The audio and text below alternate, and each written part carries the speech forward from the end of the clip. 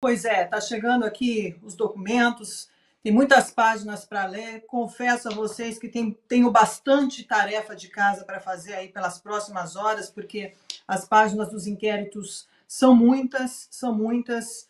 Aqui a gente tem algumas nuances aqui do que está acontecendo, mas basicamente, fazendo um resumão aqui de tudo isso que a gente tem por enquanto nas mãos e ainda, enfim, a gente não tivemos tempo ainda de ler tudo isso, porque acaba de ser, enfim, quebrado esse sigilo.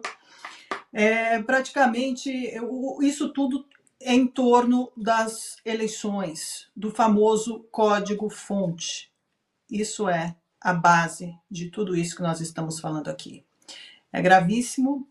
Aqui é o sistema eleitoral, realmente, de fato, que está em jogo, que foi colocado em jogo, e que está sendo, e foi discutido, foi colocado como um tema principal durante as últimas eleições, em relação à segurança das urnas eletrônicas, em relação à segurança na lisura do processo eleitoral.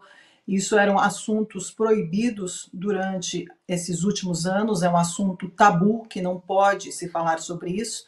Tanto é que Bolsonaro poderá ser condenado justamente por esse tema, pelo tema da violação das urnas eletrônicas, ou de uma suposta violação das urnas eletrônicas. Ou aqui a gente está falando que pode ser, né? Aqui a gente vai ler os documentos ainda, mas um hacker conseguiu o código-fonte e a segurança era zero. Zero. E tudo isso está sendo colocado aqui para a gente falar, né, sobre isso, porque o que a gente tem aqui nas mãos? Qual é o problema hoje do Brasil? É a questão do voto, é a questão da lisura do processo eleitoral, é a questão da transparência dessa questão eleitoral, da votação. E que tem que ser discutida de forma muito madura, muito adulta, muito responsável aqui nesse momento. Porque eu acredito que muitos desses inquéritos que estão sendo colocados, se nós lermos bem e interpretarmos da maneira correta, aqui aqueles que estão acusando passam a ser acusados. Então, são vias de regras aqui que a gente tem que tomar bastante cuidado para analisar toda essa situação que vem sendo colocada diante dos nossos olhos. Não podemos ter essa pressa de interpretar os fatos, que é o que a grande mídia está fazendo nesse momento. Eles estão praticamente eles estão comentando, estão propagando até agora, né, até antes de ser quebrado esse sigilo, as informações e as mensagens através das fontes que ele tem direta dentro do Supremo Tribunal Federal.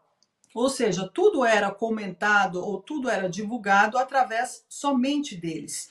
Aqui não tem direito ao contraditório, não tem direito à defesa, não tem direito ao devido processo legal. Por enquanto não teve isso. Esperamos que essas pessoas, os 36 envolvidos, 37 envolvidos junto com o ex-presidente Jair Bolsonaro, possua esse direito legítimo de se defender diante dos fatos, que é o que nós vimos que não aconteceu e não está acontecendo com os presos do 8 de janeiro.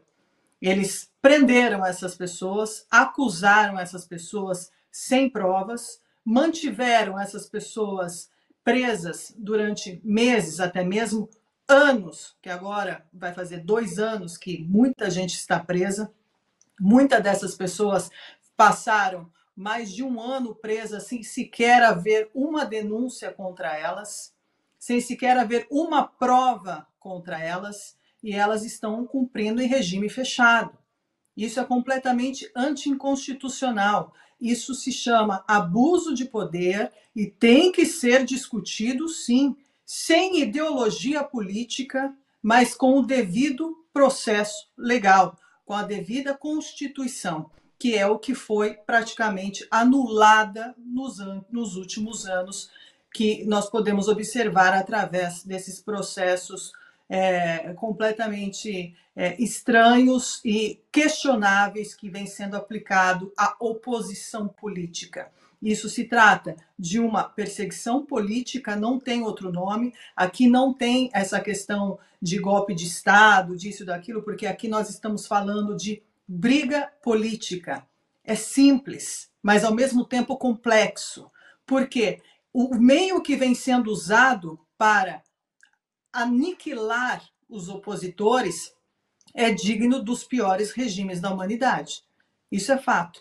Não adianta a UOL, Folha de São Paulo, todos esses programas, ICL, ficar fazendo lavagem cerebral na cabeça da população e dos desavisados para iludir essas pessoas e continuar fazendo com que condenem pessoas que são inocentes, sem o devido processo legal, armando todo esse circo para um verdadeiro golpe de Estado. Então, aqui, quando eles falam contra-golpe, não, é claro a nomenclatura disso tudo, contra-golpe. Como vai acabar esse contra-golpe, de fato? Esse contragolpe vai ser feito de qual maneira? Legítimo? Claro? Sem ser tendencioso? Não está claro isso. Não está claro, porque aqui vimos relatórios da Polícia Federal mal escritos, completamente rasos, cheio de colchas de retalho, trazendo informações completamente distintas ou querendo colocar tudo dentro da mesma coxa de retalhos, que é questionável. Eu acredito que qualquer pessoa que trabalhe na área jurídica e que saiba ler e que tenha honestidade intelectual para ler esses inquéritos, para analisar esses inquéritos de maneira fria, vai observar que ali existe, sim, uma tendência a culpar pessoas sem provas que sejam críveis. Então, aqui vamos assistir o que vai ser. Tem muitas coisas aqui para ler ainda, muitos documentos para ler. A declaração de Mauro Cid não foi removido o sigilo, porque ainda Alexandre de Moraes disse que ainda está em diligências, que tem coisas ainda em curso durante essas investigações, que por isso não disponibilizou ainda essa parte de Mauro Cid. Mas confesso a vocês que tem muita coisa aqui que não convence, E não é por questão, e aqui eu falo de novo, removam a questão ideológica. Removam. Aqui vamos focar no que de fato é correto, no que de fato se diz Constituição e no que de fato os documentos estão dizendo.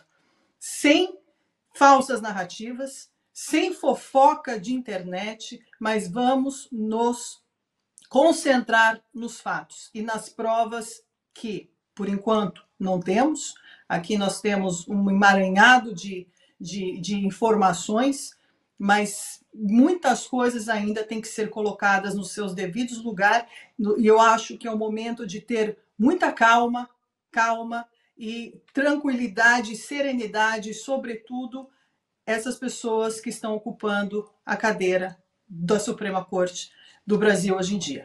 O país está em um linear muito perigoso, e esse avanço, do jeito que está sendo feito, esse atropelamento de leis, de processos, de denúncias, não está colaborando para que as coisas se ajeitem. Muito pelo contrário, isso está escalando de uma maneira muito perigosa no sentido que aqui sim estamos arriscando e riscando, arriscando completamente cairmos num regime totalitário e autoritário definitivo. Então, muita atenção.